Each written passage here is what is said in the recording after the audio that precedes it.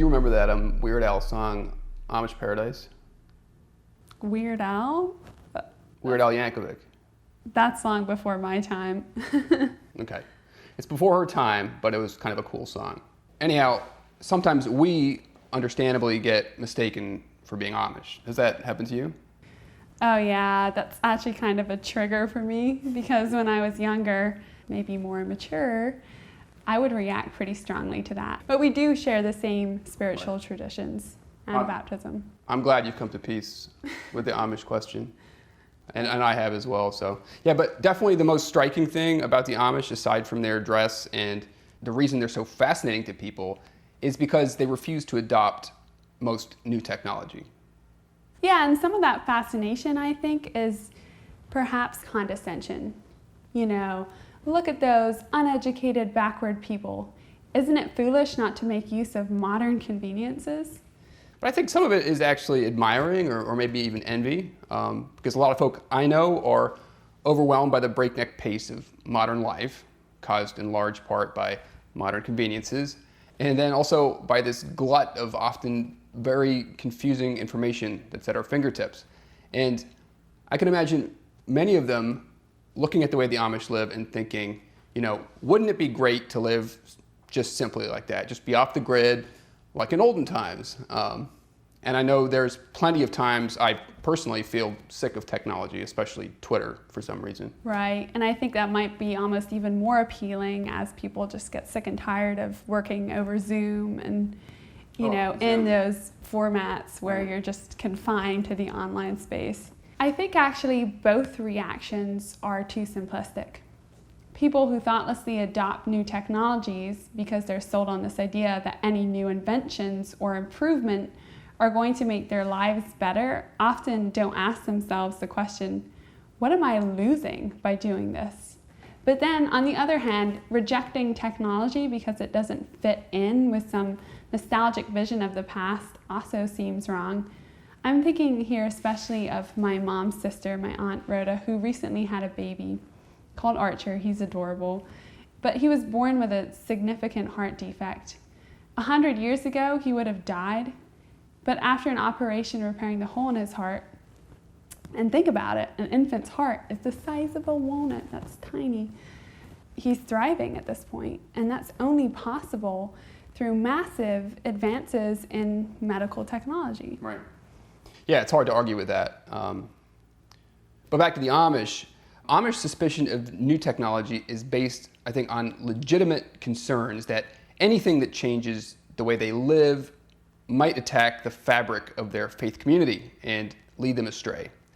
So the most obvious example being their use of horse and buggy, because cars, to their way of thinking, by making travel easier, would cause them to live further apart from one another and cause their community to erode. And actually, you might not know this, when the Bruderhof began in the late 1920s, cars were a new technology. And it was something the members at that time discussed.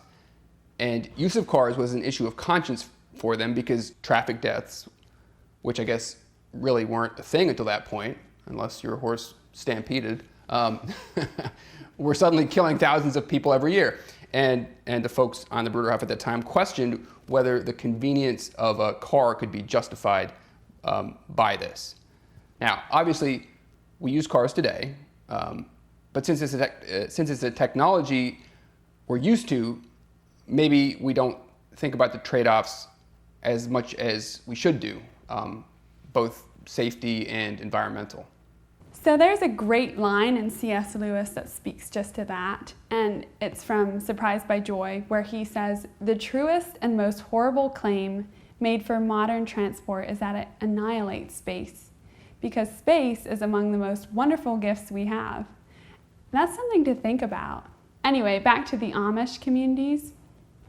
Use of technology, as far as I know, is regulated through a series of rules, or Ordnungen. And those are updated as needed. I think the approach we at the Bruderhof have taken to technology has always been more dynamic, and the question is less about preserving a particular way of life and more about how a new technology helps or hinders human flourishing and human relationships. So there is this long, rich history of trying things and then setting them aside or reducing the use of them when you see what the effects are. Right. And just by way of example, decades ago, before the internet, probably 30 years, give or take, this robotic welder was installed in the workshop where we manufacture equipment for people with disabilities.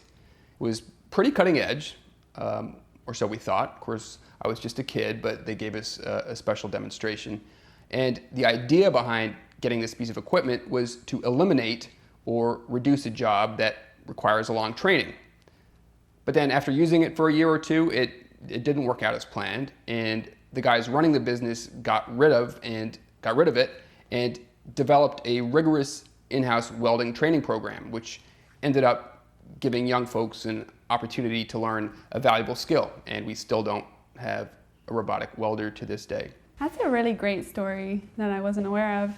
But I think it highlights the fact that we don't have hard and fast rules about living without technology. And instead, we try to use technology in a considered way. Just by way of another example, the negative aspects of social media, its effect on mental health, sleep deprivation, reduced real-time social interaction are so well documented and so obvious that most people on the Bruderhof aren't active on social media. But since we do live in the 21st century and there are places where you need a social media account for school or for work or for connecting as an organization with other people and groups, we don't have a rule per se against social media, but we've all agreed to radically limit what we use it for. Right. And it's just a big waste of time. It's a huge waste of narcissism. time. Yes, I'm guilty of some of that. Oh boy, I'm sorry. And I know YouTube isn't really considered social media, Right. but I just saw this, or heard, I think it may have been a podcast, this insane figure that altogether people are watching 1 billion hours of video on YouTube a day. That's over 114,800 years every single day. Okay, so we shouldn't contribute too much more to that and wrap this video up.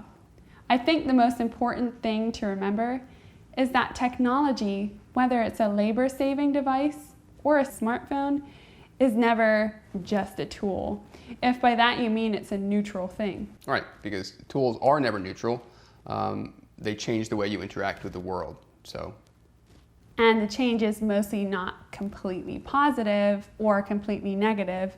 The question to me is the net effect. And it also depends on what we consider to be modern technology. Remember, even a hammer was cutting edge at one point. I remember those days. So I don't think we'll ever be able to answer the big philosophical questions like, does technology make us more alone? Or can you live without technology? But we can adopt a mindful approach to what makes our lives better.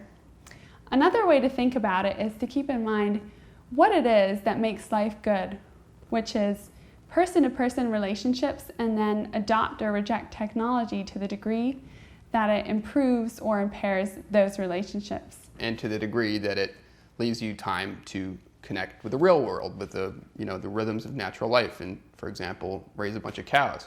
Word to the wise, if you want to find true peace, just spend some time watching cows go about their lives. It's very Amish of me, I know, but it's truthful. I'll take your word for it. Thank you.